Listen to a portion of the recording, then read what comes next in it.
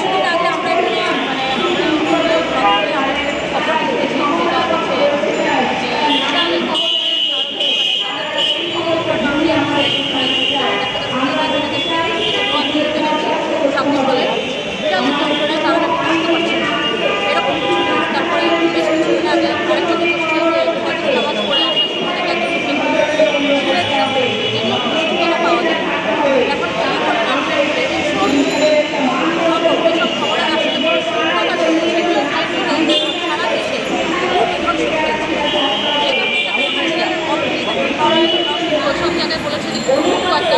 জেলা তারা করতে যাচ্ছে, যেহেতু তারা আজকে একটু আগে আপনি বললেন মাদার টিকা বৃষ্টি করে দেওয়া হয়েছে। এখন কথা হচ্ছে যেসব আপনারা প্রাণী কীভাবে নিধন করা শুরু করেন, এগুলো কিন্তু পরিবেশের উপরে আমরা প্রভাব ফেলে। আমাদের কথা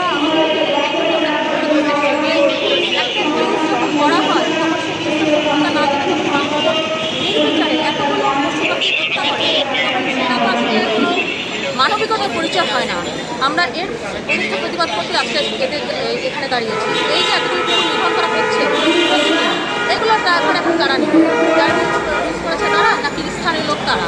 আমরা চাই এসব ব্যাপারগুলো দ্রুত গতিতে তদন্তের মাধ্যমে সঠিক যে তথ্যটা এটা যেন বের হয়ে আসে যে আসলে ঘটনা কী ছিল এবং কেন মানুষরা নির্বিচারে একদম হত্যা করা শুরু করেছে। এগুলো আসলে বন্ধ করা উচিত। আমরা মানুষ প্রত্যেকটা প্রাণী আমাদের পরিবেশের জন্য দরকার, গাছপালা থেকে শুরু প্রত্যেকটা পশু পাখি দরকার। এগুলোকে রক্ষা আমাদেরই করতে হবে, মানুষ হিসেবে এগুলো আমাদেরই দায়িত্ব। তো আমি অবশ্যই সবাইকে একটা অনুরোধ করবো, আপনারা এসব যারা প্রশাসনিক বিষয় আছেন তারা যেন অবশ্যই এই জিনিসটা সুষ্ঠু তদন্ত করে এটা সত্যতা যাচাই করেন এবং যেসব বিড়ালকে নির্বিচারে এখন হত্যা করা হচ্ছে সেগুলোকে যেন আইনের আওতায় আনা। আপনি কি মনে করেন যে দেশে মানুষ কোনোভাবে আইনের বিচার পায় না সেই দেশে কুকুর হত্যার কি বিচার হবে? এখন দেখেন ভাই, সব বিচারটা শুরু আছে, ঠিক না? আপনাদের একটা দিক থেকে শুরু করতে হবে। মানুষের ব্যাপারে মানুষ কিন্তু আপনার বিচার চাইতে পারে। আপনারা যখন একটা মানুষ হত্যা হয়, সে মিডিয়ায় যায়, সে আইনের আশ্রয় নেয়, সে একটা কথা বলতে পারে, তার সাথে আর দুজন মানুষ কথা বলে।